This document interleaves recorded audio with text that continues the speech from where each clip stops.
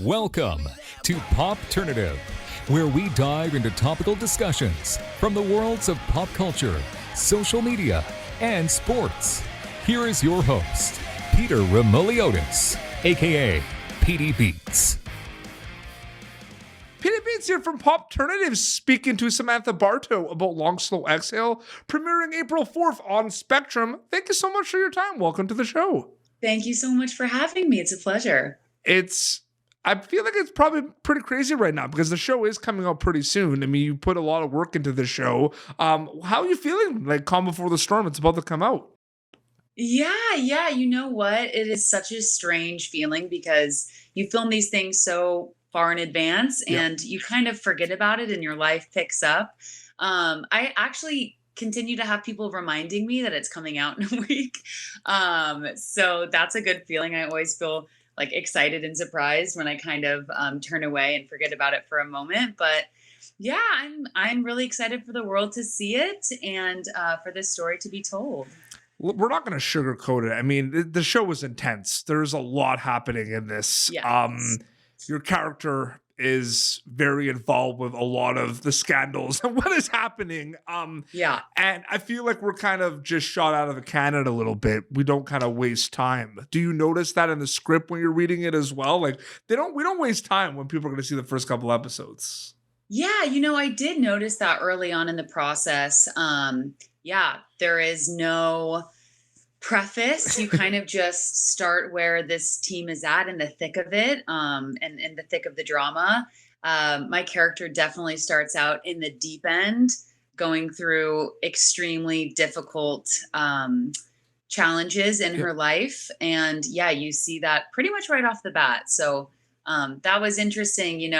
There wasn't any warming up. I was kind of just thrown into the deep sea and off to the races. Tale of two shows here a little bit, Samantha. I mean, in one regard, you're going to see it's about a basketball team, sports, it's there. The other regard of things, it's not about sports at all. It's about life and these important issues. And a lot of the characters and players on the team are going through a lot of important life issues. What's that kind of like being on a show that in one regard is about sports, but then in the other regard is not about sports at all? I'm curious about that. Yeah, I love that question. Because I think about it in actually a similar way that I think about acting. I think for athletes, life and sport, it goes hand in hand and it almost is the same thing. And I feel that way about acting too. When something is happening in my personal life, it's directly reflected in my craft and, in my acting. And I think the same thing for, sports in general. And I also learned through this process, specifically basketball is a very emotional sport. Yes. It's very personal as well. I kind of always thought that it was sort of stone cold and you had to have a poker face and, it was just hard. But it's extremely emotional. So, I think the life in the sport was just like, I think it's interwoven into the same thing. 100%. Because I find it one of those things where they see the trailer for it. Like sometimes I'm watching the show and I forget that it's about sports sometimes. Yeah. You know what I mean? Totally. Yeah. It is about a basketball team, but I feel like the writers do such an incredible job to kind of focus on these key important issues with a lot of the characters that, that's where the focal point becomes and the basketball is just kind of there. Do you know what I mean by that?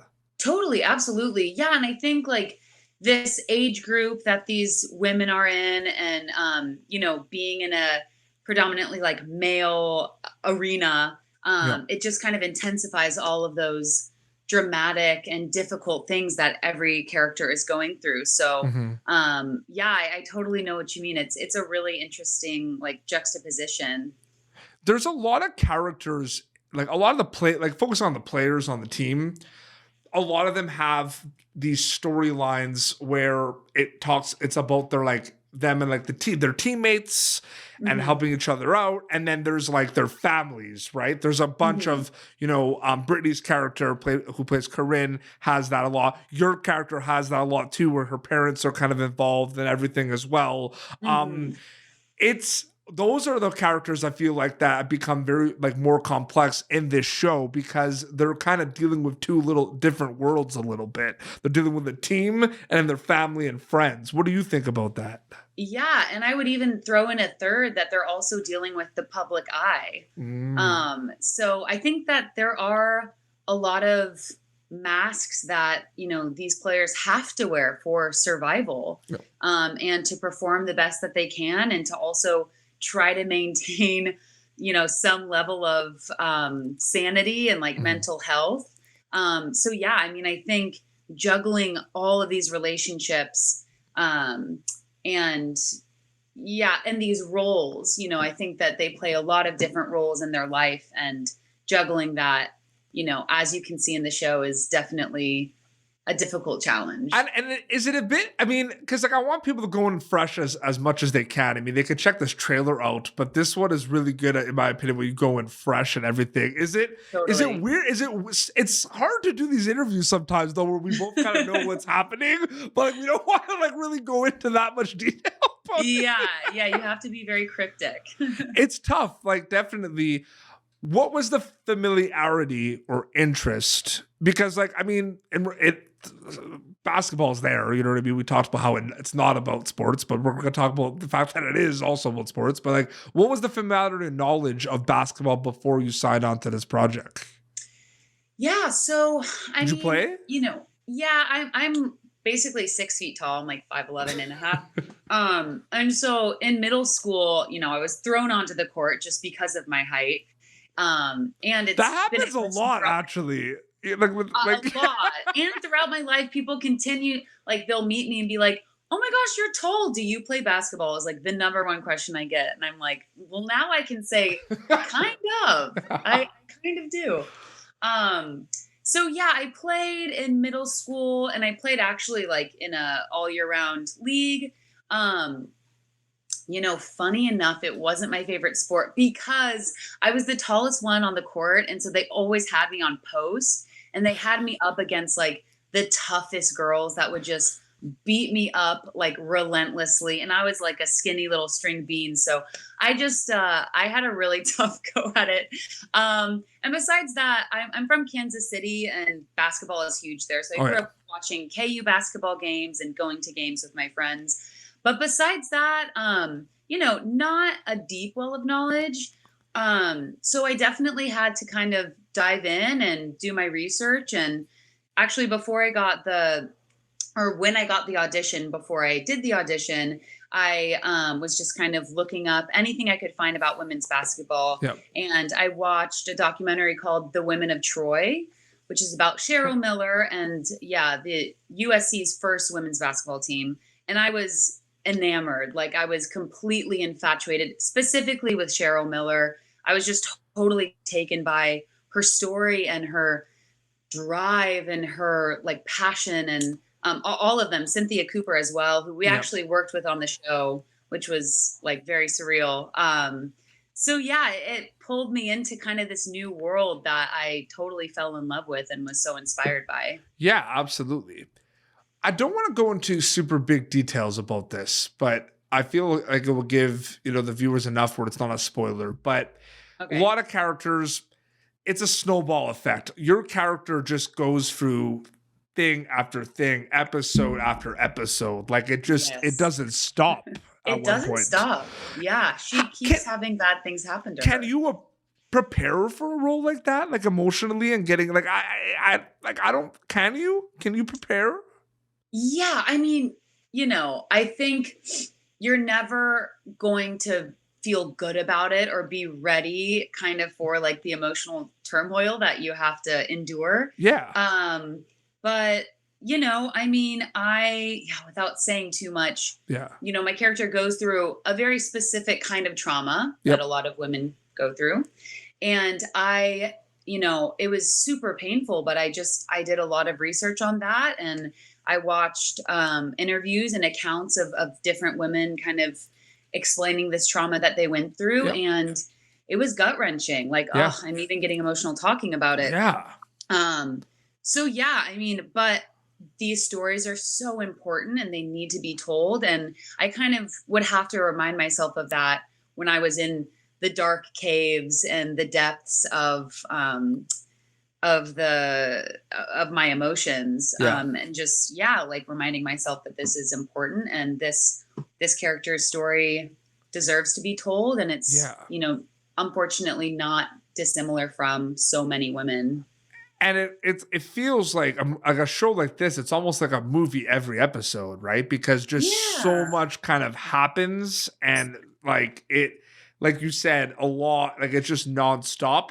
But I feel also with the way the show is written, it kind of feels like a movie, like every episode. Yeah, that's a good point. It is very cinematic. Yeah, I guess I didn't notice that, but absolutely, now that you mention it, for sure. Samantha Bartow is a storyteller. That's what you do. What excites you about storytelling specifically? Yeah, I've been in storytelling for a while. I actually come from journalism. I first went to college for journalism, and I realized halfway through that I love telling stories. I just would rather tell them with my body and my voice rather than on paper. But I think what drew me to it then, and what continues to, draw me back to it, is that first of all, I think it's just absolutely necessary for society, because I think especially these days, most people feel alone in a lot of ways.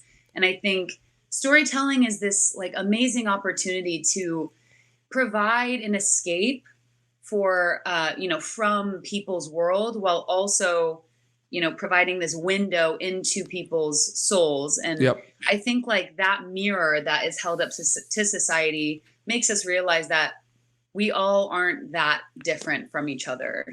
We all are human and, going through this human experience, and we all have hardship. And I think it's a very healing form of art. Oh, absolutely. That was very well said. No, absolutely. Thank you so much for coming on Pop Turn to chat about Long Slow Exhale. I really appreciate it. Absolutely, Peter. Thank you so much. Yeah, it was such a pleasure. And I love your passion for film and television. It's very apparent. Well, it's exciting. If we're not excited, like, what are we doing here, right? That's how it, like, I mean, it's coming out. It's going to be premiering on April 4th on Spectrum. Everyone's going to be able to see it, so that's exciting. Where can people follow you on social media to keep up to date with everything? Yeah, so my Instagram handle is Manthy Moo. It's what my family calls me. It's my nickname. And yeah, I'll be posting updates there, and I think I have some BTS stuff, so maybe posting some of that.